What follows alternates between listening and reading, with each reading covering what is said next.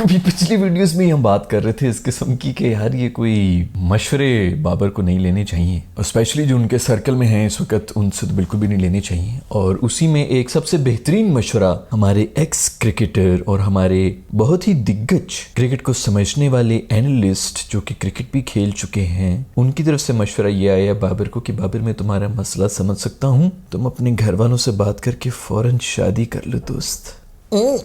ये हमारे लेजेंड्स हैं। फिर इनकी सबसे बड़ी कंप्लेन ये होती है कि आजकल की जो यूथ है वो हमसे कोई बात ही नहीं करती, हमसे कुछ पूछती नहीं, अपनी मनमानी करते रहते हैं और हमसे तो कुछ भी कोई मशवरा, हम अपने सीनियर से क्या कुछ नहीं पूछा करते थे। हमारे पास जो अवेलेबल सीनियर्स हैं जो इस वक्त मशवरे दे रहे हैं बाबर आजम के सबसे बुरे फेज के ऊपर, वो उसको ये मिल रहे हैं कि तुम अपने घर वालों से बात करो और ब्याह कर लो दोस्त। तुम्हारी फ्रस्ट्रेशन जहाँ की निकल रही है ना वो गलत जगह पे निकल रही है, सही जगह पे निकलेगी तो तुम ठीक हो जाओगे। ये पाकिस्तान इंडिया मुझे नहीं पता, लेकिन ये हमारे रीजन के अंदर ना वैसे ही बहुत बड़ा डिलेमा है कि लोग ये समझते हैं कि लड़का अगर नशई है, निकम्मा है, नाकारा है, कोई काम नहीं करता, किसी बुरी कंपनी में पड़ गया है, कुछ भी हो गया तो फौरन इसकी शादी करा दो, क्योंकि बीवी नहीं आएगी काउंसलर आएगी जो उनके सारे जो मेंटल इश्यूज है ना वो ठीक कर देगी। तो उसी तरह ये बाबर की भी जो गंदी फॉर्म है, उनको क्रिकेट के किसी मशवरे की जरूरत नहीं है, उनको पॉलिटिक्स और ये सब चीजें जिनमें वो पड़े हुए हैं, कप्तानी फलाना ये वो, माइंड जो उनका ऑक्यूपाइड है, इतने प्रेशर में आए में किसी चीज की कोई जरूरत नहीं है। बकौल ये भाईजान इनको फौरन शादी कर लेनी चाहिए। अब शादी हो गई तो फिर उसके बाद अगर दोबारा कहीं गलती से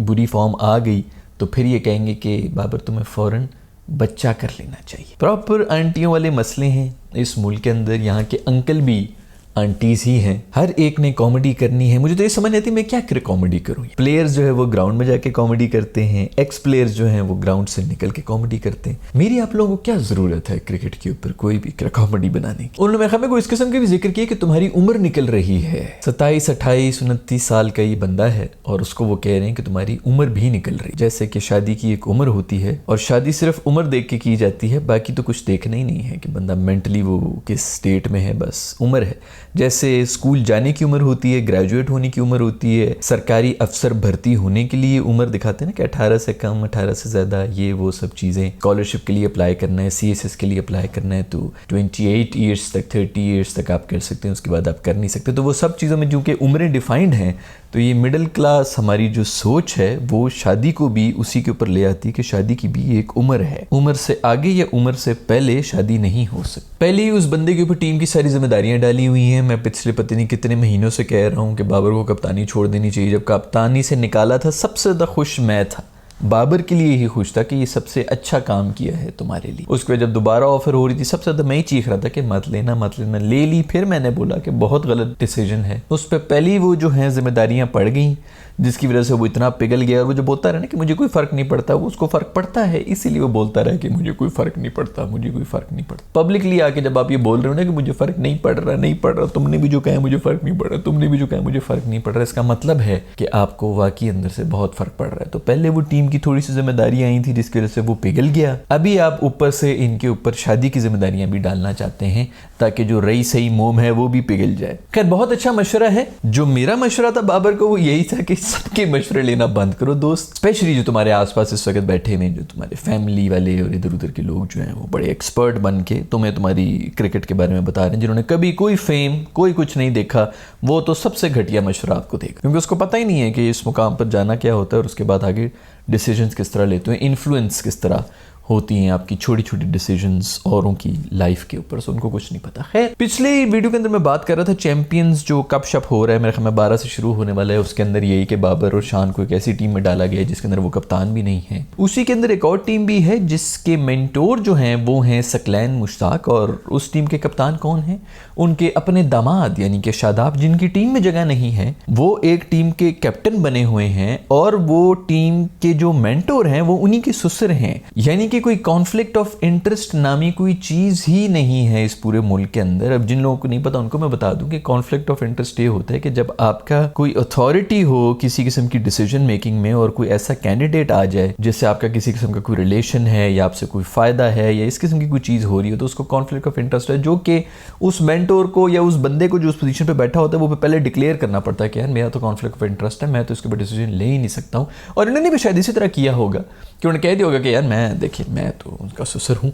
तो आप लोग डिसाइड करें और जिस तरह पाकिस्तान में होता है बिस्किट के ऊपर ही बैठ के उन्होंने हाँ ठीक है जी हमने ही डिसाइड किया है कि यही होंगे, इशारा हम भी आपका समझ गए अभी, और मैं तो बिल्कुल मेरे हक के साथ हो गया। खैर खुलेआम चल रहा है, कोई भी पीसीबी की मैनेजमेंट वो ये भी बोलने को मतलब ये भी नहीं है तैयार कि यार भाई ये बंदा तो टीम के अंदर ही नहीं है इस वक्त। तो जिसकी टीम में जगह होना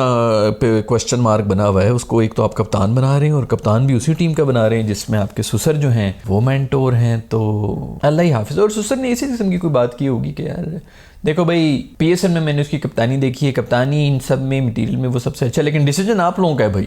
डिसीजन आप लोगों का है, मैं इसके ऊपर कोई वो नहीं करूँगा क्योंकि मेरा तो रिलेशनशिप भी है उनके साथ। तो ये तो इसी तरह करके वो पीछे हो जाते हैं, बात मुंह में डाल के ना नवाला डाल के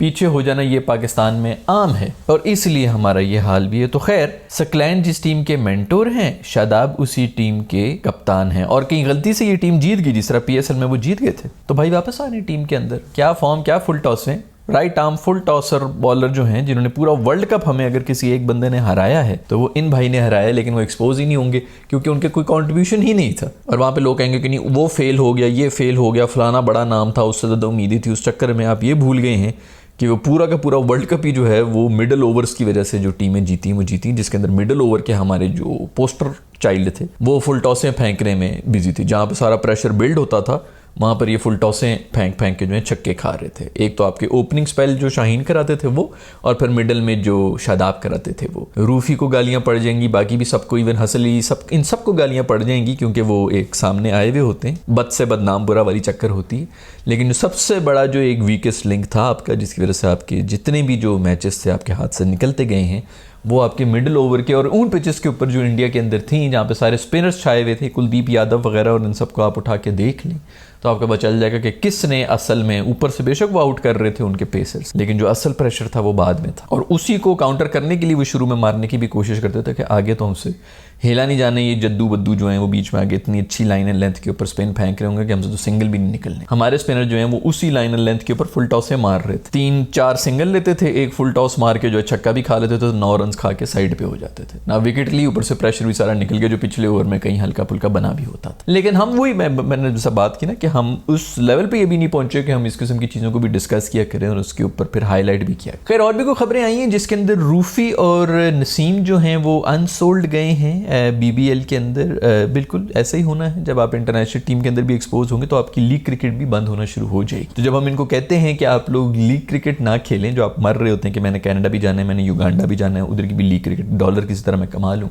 उसकी बजाय आप डोमेस्टिक के रेड बॉल का अगर थोड़ा सा खेल लें और एक्सपीरियंस ले लें तो आपका ना सिर्फ नेशनल टीम के अंदर बेहतर परफॉर्मेंस हो जाएगी बल्कि आपकी फिर लीग्स में भी उसी तरह मांग बढ़ना शुरू हो जाएगी। जैसे हमारे दूसरे दोस्त आजम खान जो है, जिनको पहली बॉल जो है वो हमने पिछली वीडियो में डिस्कस किया था कि गले में लगी थी और हिट विकेट होकर बुरी तरह से एक्सपोज हो गए थे, वो आज फिर मेरा ख्याल में 0 के ऊपर गोल्डन डक पे गए हैं क्योंकि उनको शॉर्ट बॉल पड़ी है, कैच आउट हुए हैं और शॉर्ट बॉल उनकी जो वीकनेस है वो पकड़ ली गई है। अब पूरी दुनिया जो है वो मारेगी और आपके 1-2 दफ़ा और आपने इस तरह आउट होना है, आपकी लीग्स ने भी आपको ड्रॉप करना शुरू कर देना कि भाईजान आई एम सॉरी, आपको इस पर काम करना पड़ेगा, क्योंकि वैसे तो बहुत ज़्यादा वैसी भी चीज़ें नज़र आ ही रही होती हैं। शॉर्ट बॉल अगर आपकी वीकनेस नज़र आ चुकी है तो आपको बाकी सब कुछ छोड़ के सिर्फ शॉर्ट बॉल पर ही काम करना चाहिए था। बट खैर इस तरह आपके जो भी प्लेयर्स होते हैं वो एक्सपोज हो जाते हैं। मोस्ट ऑफ शादाब की भी जो है वो यही वीकनेस थी कि उनकी बॉलिंग एक्सपोज हुई है तो उनके पास कोई प्लान भी नहीं था कि मैं कौन सी बॉल कराऊँ और किस तरह कराऊँ, क्योंकि वो तो रीड कर रहे होते हैं, अब तो कंप्यूटर सब कुछ देख रहे होते हैं किस तरह हाथ घूमा है तो ये बॉल आएगी, इस तरह हाथ घुमाए तो वो बॉल आएगी, तो आपको फौरन जो है वो इवॉल्व होना पड़ता है आजकल की क्रिकेट में। खैर दोस्तों मेरे पास तो आज की खबरों में इतना ही, और भी कुछ खबरें आ रही हैं उसके ऊपर हम अलग ही कोई वीडियो बनाएंगे। लेकिन ये जो बासित अली भाई ने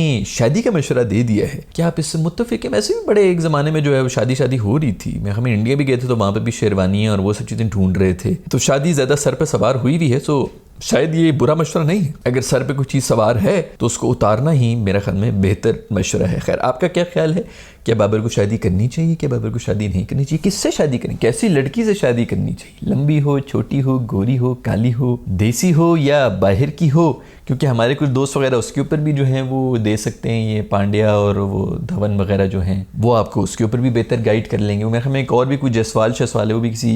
गोरी मीम के साथ फिर रहे हैं, उनकी मेरे ख्याल में फैमिली के साथ भी तस्वीरें खिंचवा रहा है। तो ये हर एक की अपनी जो है बात है, हर अपने तरीके से ही सीखता है जो भी सीखना होता है लाइफ में। तो खैर आपका इस सब के बारे में क्या ख्याल है, नीचे कमेंट्स में मुझे ज़रूर बता दीजिएगा। मैं मिलूंगा आप लोगों से नेक्स्ट वीडियो के अंदर, अपना ख्याल रखिएगा।